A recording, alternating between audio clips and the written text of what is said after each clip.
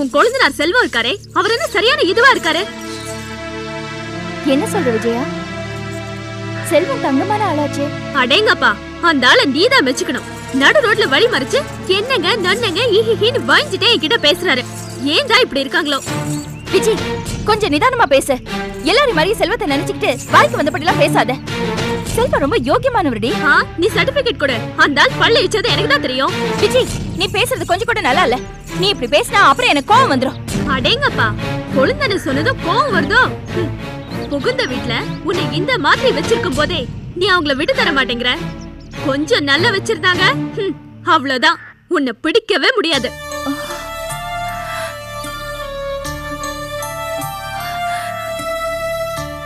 ஏன் விஜய், புகுந்த வீட்ல என்ன சரியா வச்சுக்கலன்னு குத்தி காட்டி பேசுற அளவுக்கு நீ வந்துட்டல்ல? ஏய் விஜய், என்ன பேசுற நீ? அப்பா. என்ன அப்பா சும்மா? நான் கண்ணு நீ பேசுறதா கேட்டுட்டு தான் இருந்தேன். என்னாச்சு உனக்கு? எல்லாரும் எடுத்துறிஞ்சு பேசிக்கிட்டு இருக்கிற? நீ வாய்க்கு வந்தபடி பேசினியே அந்த செல்வம் தம்பி.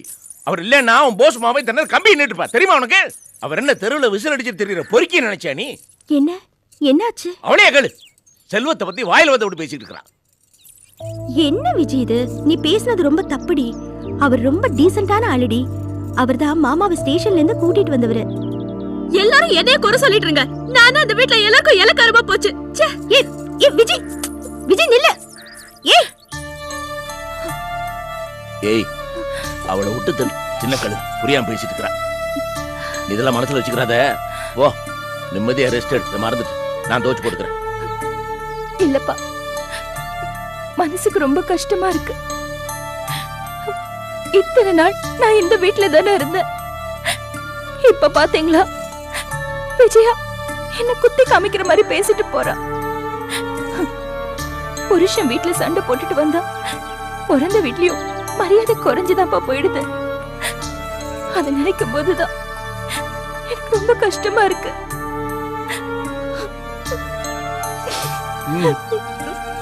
விடுமா, அது ஒரு லூசு. கிடக்குற விடு. நீ போ, நீ போ. இதெல்லாம் மனசுல வச்சுக்கிறாரு. போ, நான் தோச்சு போட்டுக்கிறேன். ஐயோ அப்பா, என்ன விடுங்க. என்ன எங்க ட்ரெஸ் எல்லாம் நீங்க தோச்சு போடுறேங்கறீங்க? உங்க ட்ரெஸ் தானே தோக்கிறேன்றேன். ஏன் எனக்கு என்ன புதுசா அது? நீங்க எல்லாம் பள்ளிக்கூடம் போகும்போது தூக்கு நூறு பிள்ளைங்க, நான் தானே உங்க ட்ரெஸ் எல்லாம் தோச்சு சோறாக்கி போட்டு பள்ளிக்கூடத்துக்கு அனுப்புவேன். என்ன இப்ப பெரிய மனுஷி ஆயிட்டீங்களா? இன்னைக்கு மட்டும் இல்லம்மா, நாளைக்கு நீங்க பேரம் பேத்தி எடுத்தா கூட என்ன பொறுத்த வரைக்கும் நீங்க துக்கு நூறு பிள்ளைங்க தான்.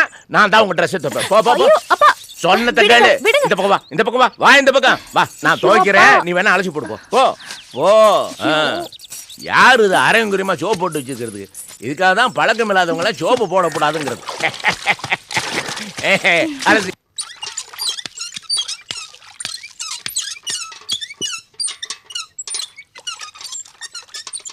டேய், காலைல இருந்து எங்கடா போயிருந்த? ஒர்க் ஷாப் தான். ஏன்டா போய் சொல்ற? நீ ஒர்க் ஷாப் போல, நான் அங்கே போயிட்டு தான் வரேன். சொல்லு, எங்கே போயிருந்த? டேய், இந்த பொய் சொல்கிற பழக்கம் எல்லாம் என்னோட போட்டோம்.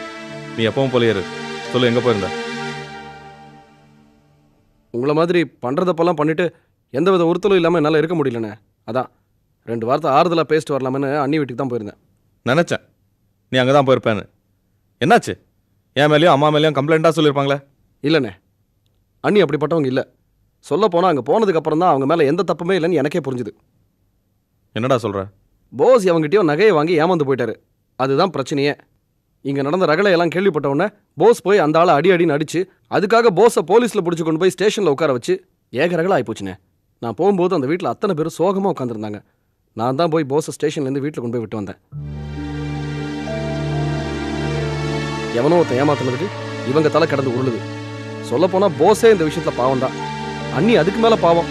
சம்பந்தமே இல்லாமல் திட்டு வாங்கிட்டு வீட்டில் வேதனை போட்டுக்கிட்டு உட்காந்துருக்காங்க. என்ன இவன் வந்து ஆரம்பிச்சிட்டானா? பேசாம இவன் வக்கீலுக்கு படிச்சிருக்கலாம்டா. ஊர்ல இருக்க ஃப்ராடுக்கெல்லாம் வக்காலத்து வாங்கிட்டு இருக்கான். யாரும் இங்கே ஃப்ராடு பண்ணலாமா? அப்போ அவங்க அப்பா ஏன்டா நம்ம படத்தை தூக்கி போஸ் கிட்ட கொடுக்கணும்? அது எதுக்காக மூடி மறைக்கணும்? பிரச்சனையோட ஆரம்பமே அவங்க தான். பழிய தூக்கி நீ ஏன் மேல போடுற? உன்கிட்ட பேசலாமா? அண்ணன் கிட்ட பேசிட்டு இருக்கேன். அவன் ஏன் புள்ளடா. இப்படியே சொல்லி தான் அண்ணனை சுயமா சிந்திக்கவே விடாம உன் இஷ்டத்துக்கு ஆட்டி வச்சிட்டு இருக்க. அவன் என்ன உன்ன மாதிரி நாக்கு தூழ்த்தவனா? வந்து பாச்சிருக்கான் பாரு. அண்ணே அண்ணி பாவண்ணே, அவங்க வீட்ல எல்லாம் ரொம்ப வருத்தத்துல இருக்காங்க. வேண்டாண்ணே, தெரிஞ்சே நம்ம இந்த பாவத்தை பண்ணக்கூடாதுண்ணே. ஏன்டா இப்படி எதுக்கு எடுத்தாலும் அவங்க பக்கமே பேசிட்டு இருக்க? ஏதாவது மருந்து மாய வச்சு மயக்கிட்டாளுங்களா? நியாயத்தை பேசினா அதுக்கேமா முட்டாள்தனமா காரணம் காட்டுற? எனக்கு யாரும் மருந்து மாய வைக்க வேண்டிய அவசியமே கிடையாது. நீ நடந்துக்கிறத பொறுத்தா நான் பேசுவேன். அண்ணே, முடிவா என்னதான் சொல்றீங்க? நீ என்ன கேக்குற? அண்ணிய போய் எப்ப கூட்டு வர போறீங்கன்னு கேக்குறேன். அவன் கூட்டு வந்துருவானா? அவ என்கிட்ட எவ்வளவு தூரம் ஏத்து பேசினா. அவ அப்பா வந்து என்கிட்ட பேசி இனிமே என் மகன் இப்படி எல்லாம் பேச மாட்டான்னு சொல்லி மன்னிப்பு கேட்கணும். அம்மா, நீ கொஞ்சம் பேசாம இருக்கியா? முடிவா என்னன்னு சொல்றீங்க? அதான் அம்மா சொல்லிட்டாங்கல்ல, அதான்டா என்னோட முடிவு.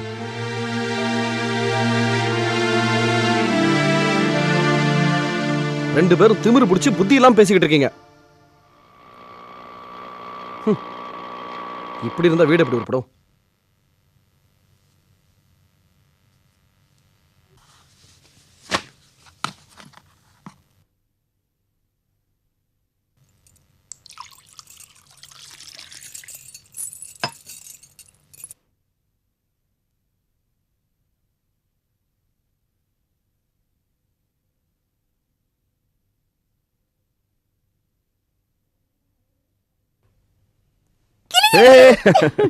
என்ன மாமா அது? எங்கேயோ புறப்பட்டா போல இருக்கு. நான் நம்ம வீட்டுக்கு போறேன். என்னது நம்ம வீட்டுக்கு போறேன்னு புதுசா என்கிட்ட சொல்லிட்டு போறீங்க? ஒரு நிமிஷம் இருங்க, நானும் வரேன். நீங்க இரு. ஏன்? சரோ ஊர்லேருந்து வந்திருக்குல்ல, நீங்கள் அக்கா தங்கச்சியெல்லாம் ஒன்றா இருந்தீங்கன்னா அதுக்கு ஆறுதலாக இருக்கும். அது மட்டும் இல்லை, சரோ புருஷன் கூட பிரச்சனையில் வந்திருக்கு. இதில் நம்ம ரெண்டு பேரும் தனியாக ஜாலியாக இருந்தோம்னு வச்சுக்க, அது அவ்வளோவா நல்லா இருக்காது. அதுக்கு தான் சொல்ல, நீங்கள் இரு. ச்சே, எனக்கு இது தோணாம போச்சே. நீங்க சரியா சொன்னீங்க மாமா. சரி, அப்போ நான் கிளம்பட்டுமா?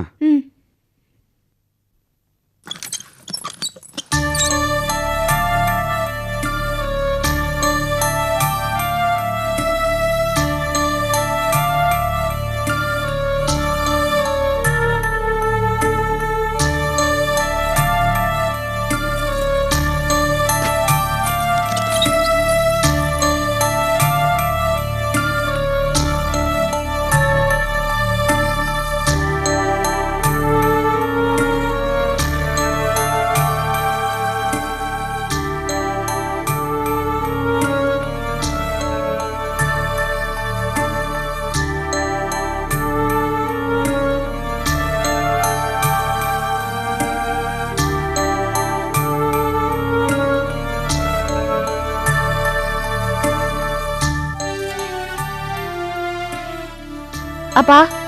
என்னம்மா?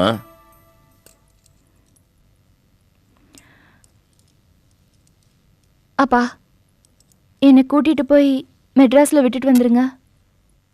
என்னம்மா அது திடீர்னு? அவசரப்படாத, இன்னும் 2 நாள் பொறுமையாரு. அவங்க கோவம் தண்ணிட்டு நானே கொண்டு விடுறேன். இல்லப்பா, எனக்கு அங்க போகணும் போல இருக்கு. ஏண்டா, காலையில இந்த விஜி பொண்ணு துடுக்க ஏதோ சொன்னல, அது சீரியஸா எடுத்துக்கிட்டியா? இல்லப்பா.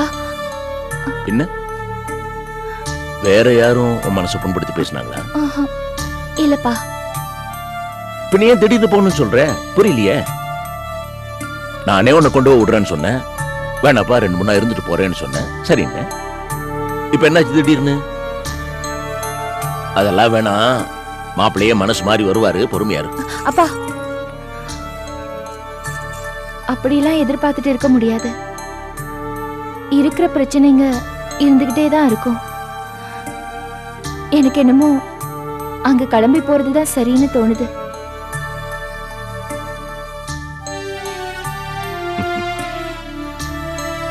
நானே தான் சொன்னேன், நீ எவ்வளவு வளர்ந்தாலும் என்னை பொறுத்த வரைக்கும் திருண்டு குழந்தைதான். அதனாலதான் நினைக்கிறேன் என்னாலேயே ஒன்றை புரிஞ்சுக்க முடியல. போவோம்.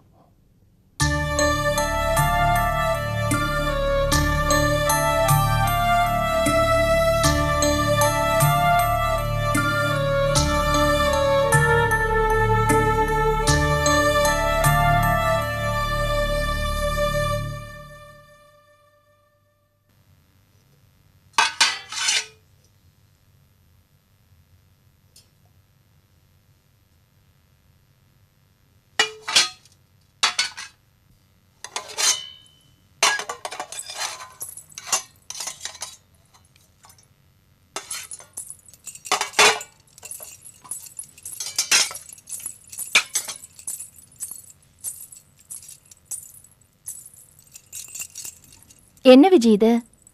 ஏன் இப்படி நீயே போட்டுக்கிட்டு திண்டாடுற? என்னை கூப்பிடக்கூடாதா? இங்க பாரு, பொரியலை அங்க வச்சிருந்தேன். பொரியல் இல்லாம வெறும் சாதத்தையே சாப்பிடுவாங்க? சாப்பிடு.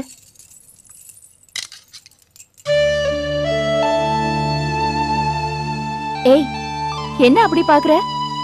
நீ வேலைக்கு போக ஆரம்பிச்சதுல இருந்து சரியாவே சாப்பிடுது இல்லையா? உனக்கு என் மேல கோவம் இல்லையாக்கா? உன் மேல எனக்கு என்ன பெருசா கோவம் இருக்க போகுது? உன்னை பத்தி எனக்கு தெரியாதா? பேசாம சாப்பிடு. சாரிக்கா.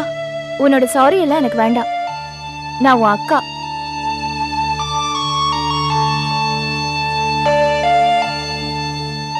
ஏய் ஏய் பைத்தியம், இப்ப எதுக்காக நீ கண் கலங்குற?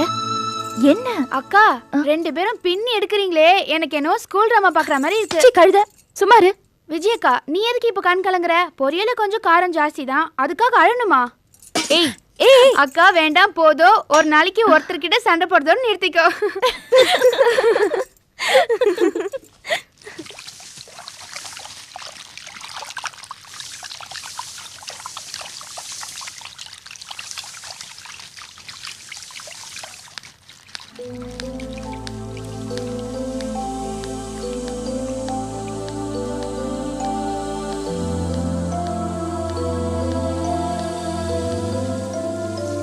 ஹாய் நிர்மலா, என்னடி இது? கொஞ்ச நாளா வீட்டு பக்கம் ஆளையே காணோம். இல்லப்பா, நிறைய படிக்க வேண்டியிருந்தது, அதான் வர முடியல. அடே அப்பா, எப்பத்துல இருந்து இப்படி பொறுப்பான ஆளா மாறின? என்கிட்டயே போய் சொல்றியா? இல்ல இல்ல, நான் நிஜமா தான் சொல்றேன். நிறைய பாட வேற சேர்ந்துருச்சா, அதான். சரி, உன்னோட நோட்ஸை கொஞ்சம் தாயே, நான் காப்பி பண்ணிட்டு கொடுக்குறேன். சரி, உள்ள வா தரேன். இல்ல ராதா, நான் உள்ள வந்தேன்னா கிளம்புறதுக்கு லேட் ஆயிடும். நான் இங்கே இருக்கேன், நீ உள்ள போய் எடுத்துட்டு வாயே. என்னடி இது புதுசா இருக்கு? அப்படி என்ன உனக்கு அவசரம்? ப்ளீஸ்ப்பா, வீட்டில் வேலை வேற நிறைய இருக்கு, நீயே எடுத்துட்டு வாயே. சரி இரு, கொண்டு வரேன்.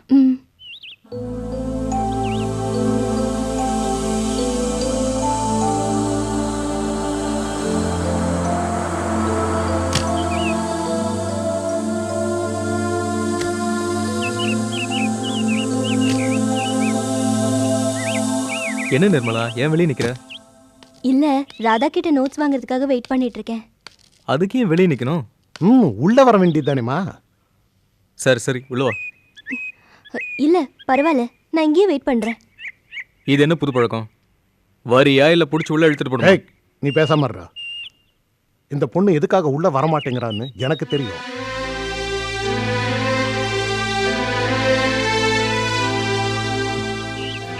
இத பாருமா நிர்மலா, உங்க அண்ணன் மாணிக்கத்துக்கும் எனக்கும் தான் பிரச்சனை. அது வியாபார விஷயம். அதுக்காக நீ இந்த மாதிரி தயங்கிக்கிட்டு வாசல்லையே நிக்கிறது ரொம்ப தப்பு. நீ எப்ப வேணா இந்த வீட்டுக்கு வரலாம் போலாம், புரியுதா? நீ ராதாவோட ஃப்ரெண்டு, அதை மறந்துடாத. இதான் விஷயமா? ஹலோ, பேசாம வீட்டுக்குள்ள வா. ஆலயம் மூஞ்சியம் பாரு.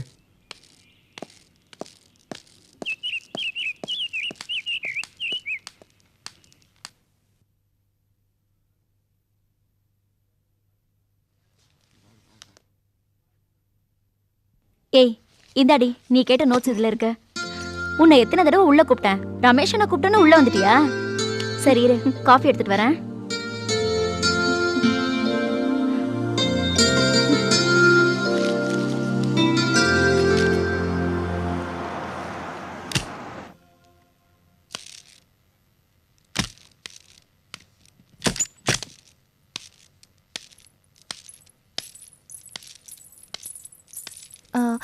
வாங்க. என்னம்மா, என்ன யாருன்னு தெரியுதா? தெரியல. தெரிஞ்சிருந்தா வாங்க மாமான்னு கூட்டிருப்பியே, கரெக்டா? பரவாயில்லம்மா, உன் மேல தப்பு இல்லை. நான் தான் அடிக்கடி வராம விட்டேன். நான் உனக்கு மாமா முறை வேணும். ஆமா, அப்பா எங்க? அப்பா வீட்ல இல்ல, இப்பதான் வெளியில போனாரு. கொஞ்ச நேரத்துல வந்துருவாரு. நீ வெளியிலே வெயிட் பண்ணுப்பா. இந்தாம்மா. உள்ள வாங்க மாமா.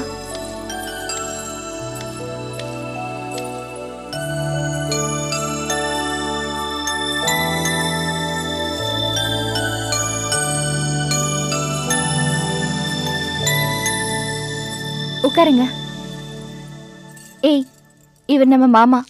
பரவாயில்லையே, சொல்லி வச்ச மாதிரி அக்கா தங்க எல்லாரும் சொந்த பந்தங்களை தெரிஞ்சுக்காமலே இருந்திருக்கீங்க. பார்த்த உடனே தெரியறதுக்கு நீங்க என்ன நேரு மாமாவா? ஏய் என்னடி, என்ன பெரியவங்க கிட்ட இப்படி எல்லாம் பேசிக்கிட்டு? பரவாயில்ல விடுமா, மாமன்ட்ட தானே மருமக விளையாடுற. இவ லீலா தானே? எப்படி கண்டுபிடிச்சேன்னு பாக்குறியா? உங்க வீட்டுல சின்ன வயசுல இருந்தே குறும்புத்தனமா பேசுறது இந்த வாயாடி லீலா தானே? லீலா போய் காஃபி கொண்டு வா. சரிக்கா. லீலா, சக்கரை இல்லாம இருக்கணும். அபோவ் 40 கார்ல வர வந்திருக்கீங்க. டயபெட்டிஸ் தான். என்ன நான் சொல்றது கரெக்டா? நீ வளர வளர உன் குறும்புத்தனமும் சேர்ந்தே வளர்ந்துருக்கு. இந்தா. நீ மட்டும்தான் வந்திருக்கியாமா? உன் புருஷன் எங்க? அவர் என்ன கொண்டு வந்து விட்டுட்டு ஊருக்கு போயிருக்காரு. சும்மாவா இல்ல உங்களுக்குள்ள ஏதாவது? சேச்சே, அப்படிலாம் எதுவும் இல்ல. நான் அப்படி கேட்டேனே தப்பா நினைச்சுக்காத. கல்யாணமான பொண்ணு புருஷனை விட்டு பிறந்த வீட்டில் இருக்கான்னா மனசுக்குள்ள ஒரு பயம், பதட்டம். நானும் பொண்ணை பெற்றவனாச்சே, அந்த கஷ்டம்லாம் பட்டிருக்கேன். அதான் வாய் தவறி வந்துருச்சு. இந்தங்க. லீலா, மாமா கூட ஒரு டிரைவர் வந்திருக்காரு. அவருக்கு காஃபி கொடுத்தியா? ஐயோ மறந்துட்டேக்கா, இருங்க போட்டு கொடுத்துறேன். பரவாயில்லம்மா, விட்டுரு. இல்ல லீலா, நீ காஃபி போட்டு கொடு. வேலைக்காரன் தானம்மா, கொடுக்காம இருந்தா போச்சு. வேலைக்காரங்கன்னா நமக்கு சமமா நினைக்க கூடாதா? நீ சொல்றது சரிதான். நானும் அப்படி நினைச்சு எல்லாரையும் சமமா தான் நடத்தினேன். என்ன ஆச்சு? என் தலையில மிளகாய் அரைச்சிட்டு போயிட்டாங்க.